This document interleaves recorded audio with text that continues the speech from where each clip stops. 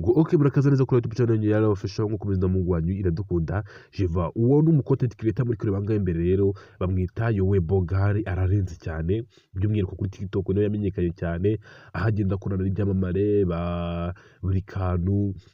nyine ibyamamare byinshi cyane agenda akorana nabyo ba Davis mujya mumubona namwe nyine abatamuzi rero nawe mwamusakira kuri TikTok mwita Yowe Bogari uyu munsi rero competition hari nimwe cyane cyangwa se ihangana rihari ni rimwe cyane riragira riti ari uyu mwana bita Yowe Bogari n'uyu ngo bita Danny Dola wowe ubona ari ndurenze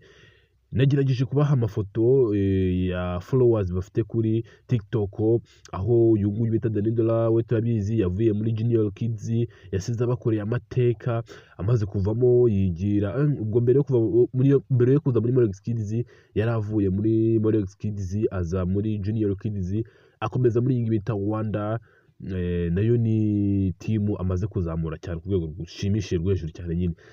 rero competition nkuko natanye bibabwira irahanga iravuga ati se wowe wemera uwuhe umukundira iki umukundira uko yambara umukundira uko ahura n'abastari benshi cyane cyangwa umukundira ibikorwa bye wowe ukunda nde muri bano baniga babiri bose n'abajeni bose bari mu kigero cy'imyaka ingana ari uyu nguyu bita Danny Dola ari n'uyu nguyu Yowe Bogari urabona ko nyine bose ari abajene kandi urabona ko bose bakurikiranwa cyane usibye ko Danny Dola we arenze uyu muhungu mu gukurikirana kuri YouTube aho Danny Dola afite 79 hafi 75 by'aba subscribers kuri YouTube urumva ko Danny Dola we arenze cyane kuri YouTube gusa hari n'abantu bashaka kuba bavuga ati Danny Dola ni umwana kuri uyu muniga cyangwa se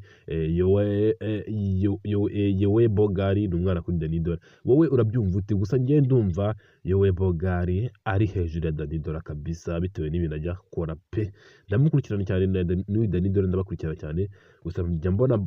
Yowe Bogari ahura n'ibyamamare birenze cyane ararenze nyine akora n'ibintu birenze cyane video za Yowe Bogari zirebye zirasekeje cyane gusa ziba zinarenze nawe dore muri comment rero umbwira uko bifashe kugira uko subscribe ciao